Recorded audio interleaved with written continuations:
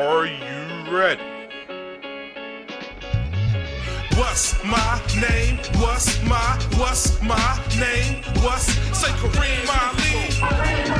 Say Kareem Ali.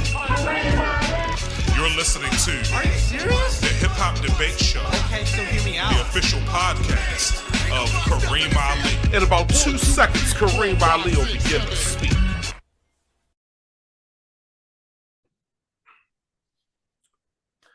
Kareem Ali TV. This is the Are You Serious podcast where we talk about various topics through the lens of hip hop culture. And we have a special one today. Got my man Slangston Hughes ready for the ill discussion. Actually, and 2 sets of headphones. same time. I didn't even see that. Usually, like you got like Not a even bunch using either one of them. my! So you just wearing them for no reason? Just to differentiate, It looks like it's growing out of your head, like you're some type of cyborg, Right. humanoid hybrid. That's actually what's happening. It's Oh my goodness, lyrical Leviathan from the ancient future. man! So in a series of discussions based on what's going on in hip hop today, we're having a lot of discussions here of late about Nasir Jones, the Queensbridge native, one of the greatest of all time, and they're because of what Nas has done with the King's Disease series, with what's happening with Magic, the 2 Magics that came out, or three, was it 3 of them? It was 2 Magics. It was 3 2 Magics, trilogies. 2 trilogies. He's battled his way into the GOAT discussion, and a lot of people Much more prevalent way. I think he was always in the conversation. was always there. Now it's like he's at the forefront of it. at the forefront. Whereas people were just ready to concede that it was Jay-Z, Nas was like, no, what I about was me? never one of those people. I wasn't one of those people either, but the collective, the consensus was that Jay-Z, but for other reasons too, not just because of his incredible ability, but because of the success that he's had overall as an artist, who shouldn't even be entered into the discussion we were talking about who's a better MC. But I mean, it's a different show that we. It's a different show. But let me get to my point.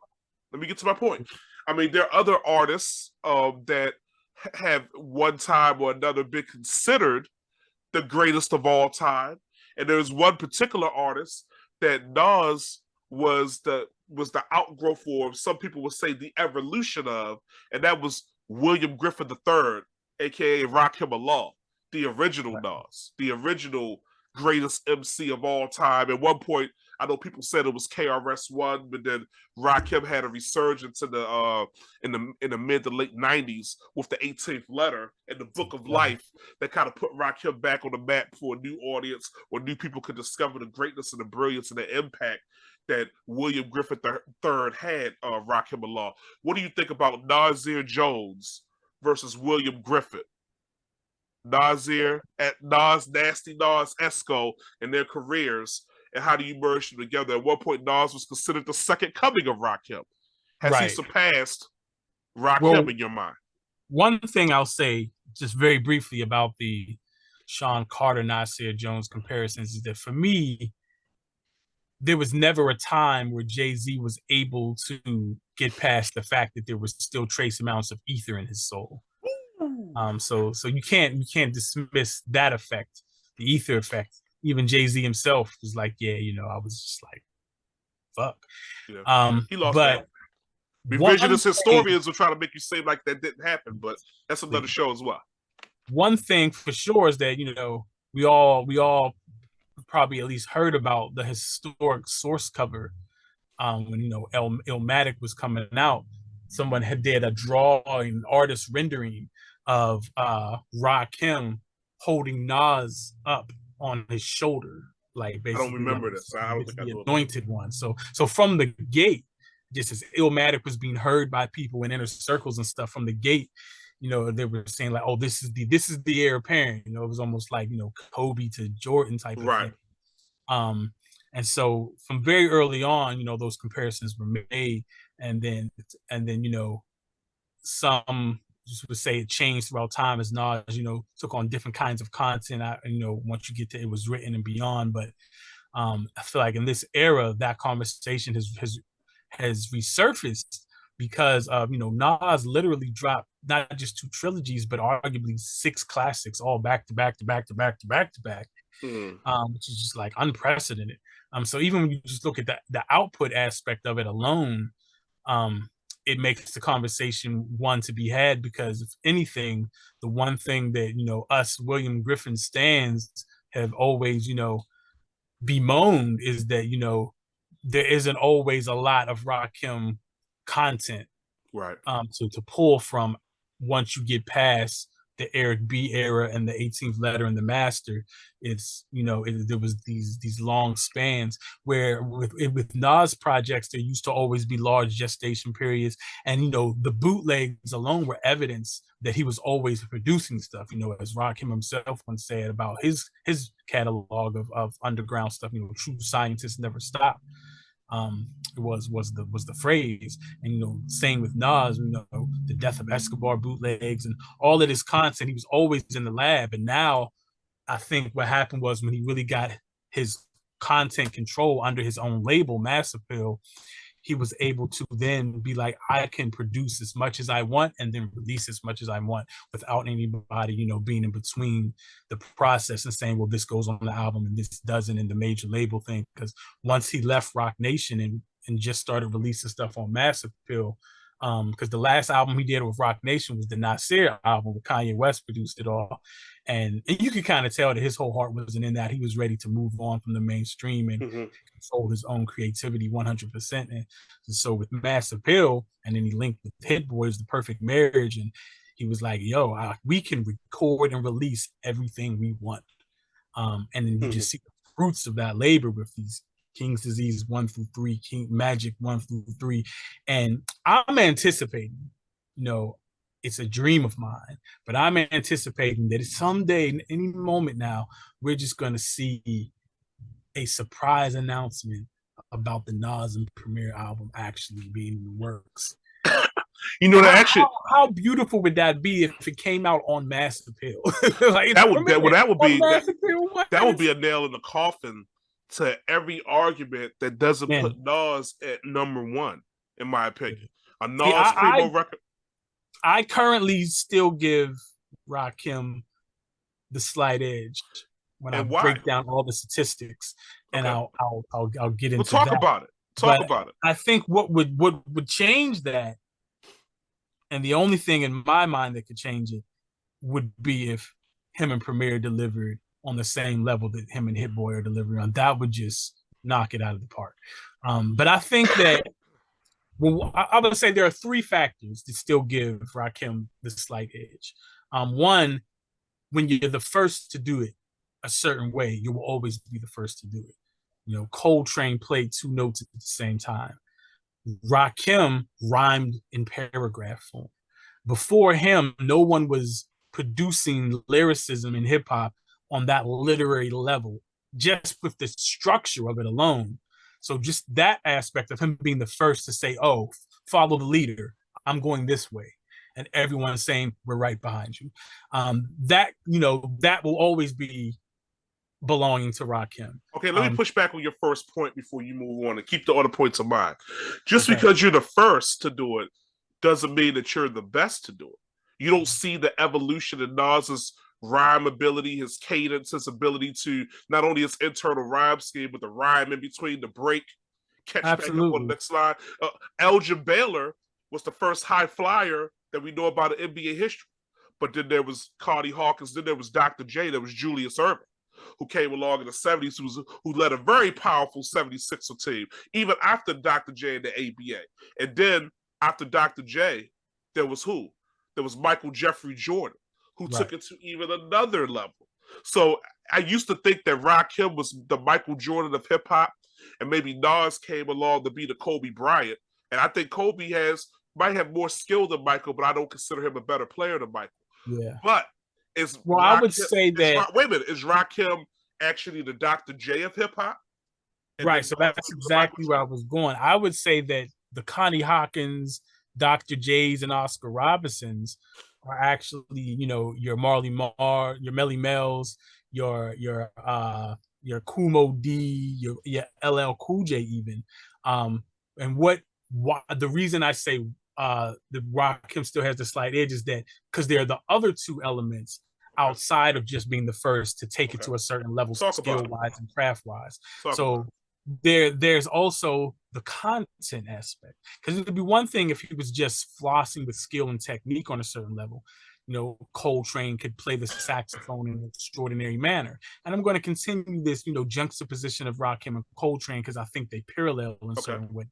But Coltrane, Sonny Rollins was technically incredible as well. But an element that Coltrane brought to the instrument was he also was inserting a high level of spirituality into his work, into his music. He was literally, as he put it, receiving the notes straight from God. And it was the way that he was able to fight his drug addiction was because of that element. And so he locked himself in a room, weaned himself off of heroin, and wrote A Love Supreme, arguably one of the greatest pieces of anything created in humanity. And so with Rakim, his version of that, and it's interesting because he paralleled his writing style off of jazz musicians and off of primarily Coltrane, and grew up, in a jazz-based family. And so that element that connected to him as a person was the way he would inject wisdom, knowledge, information into his skill level. So you had a high skill level and then a high content level where he's talking about, 5% ideology, things he's learning as he's being brought into the nation of gods and earths. He's putting all of that dense knowledge into his rhyming and introducing Black people through a palatable format to things that they haven't even heard about before. So that's the second aspect. That's a good point. That for me still creates a slight edge with Rakim's, not just being first, but also using that platform. Let me push back on that. I can't disagree with anything you're saying about Rakim's impact when it comes to knowledge and spirituality and coding in the music. We thank him for that. That was extremely revolutionary. But I would counter with Nas's ability to be very creative as a writer when it came to storytelling. When you talk about "I Gave You Power," the juxtaposition, or the I don't know the poetic term about it, but him speaking from the perspective of being a gun. When you talk about personification, when you talk about stillmatic, rewind, rhyming a story backwards. I mean, and then Nas also had a deep level of consciousness, not just on the street level, but if I ruled the world, positive songs like "I Know I Can," speaking to the children. I mean, I don't know if Rakim went to that level of creativity quite like Nas was able to do in his career. Hip hop has moved on and became more commercial, more advanced. He probably had more opportunities to do that, but he did do that. I would say that what you just illustrated is the reason that it's a small edge and not a large one. But also, I would cite, some Rakim records like, Mahogany, Ghetto with the storytelling, Casualties of War. Yes. There are some examples. Yes. I think Nas's examples of that are probably an evolution of, of him building on the art form in his own way. As live performers, that's almost a wash, actually. Yeah, Nas actually walk back and forth. Nas actually forgets his rhymes. Sometimes it doesn't matter because his catalog is so strong. Rakim did with Eric B had a level of intensity that I haven't seen many people match in his live performances in that era. But when you see him since, it probably doesn't carry the same type of weight. Like seeing Rakim live in 2023, 2024 is not like seeing him in 1988. Or something like that. But at the same time, I think both of them are good live performers, but both of them have two of the greatest hip hop albums of all time. But I think Illmatic, even though Paid in Full was revolutionary in what it introduced to the art form in terms of internal rhyme scheme, Illmatic was like the father of modern classic albums. Illmatic, if it was one album that I had to have someone listen to say this is what hip hop is, I may go to choose Illmatic over Paid in Full. Yeah, I would have to agree. With that. They're both very high up there in the echelon, of classics and all that. But I would say that my third that I guess gives the extra half of an inch to the inch and a half Pause. That's crazy. That is the Rakim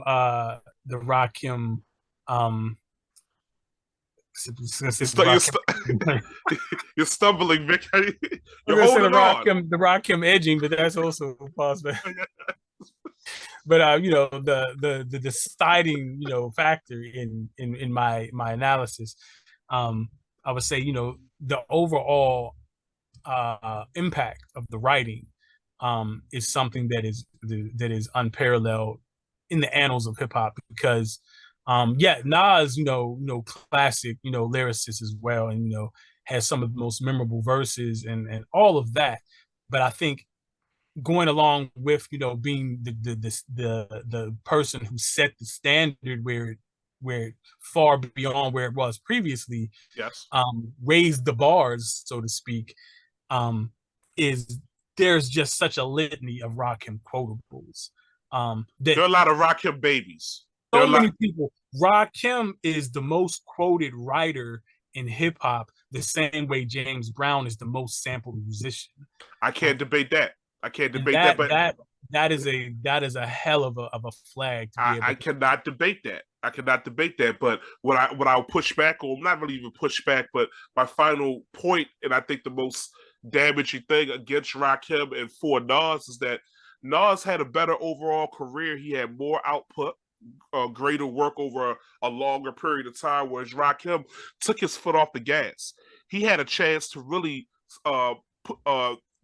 double, triple down on the fact that he was the GOAT in 97, 98, 99.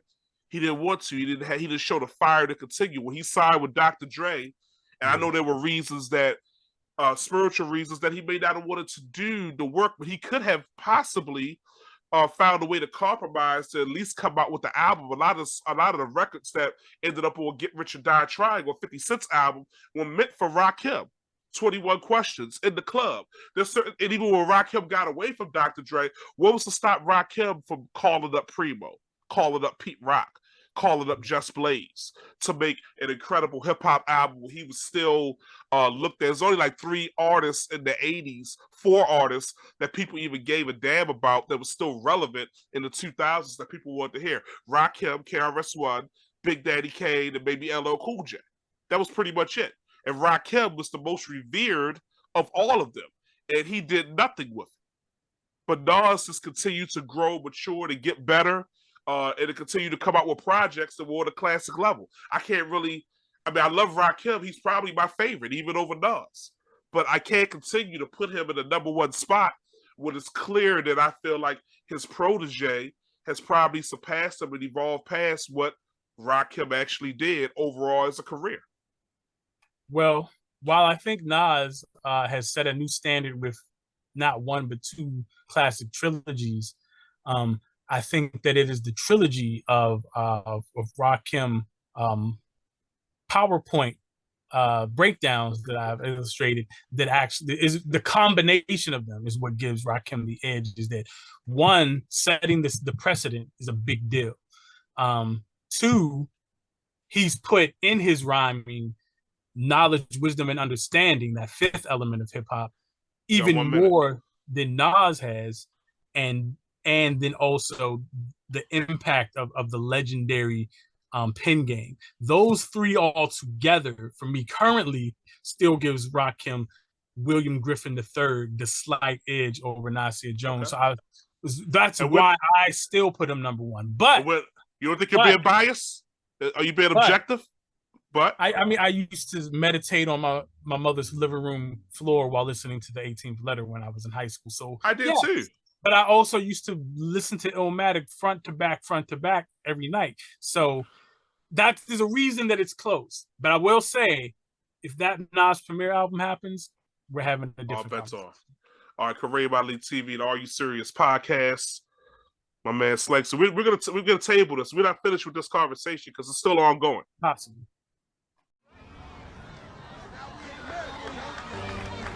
So I have to stand here today as what I was when I was born, a black man.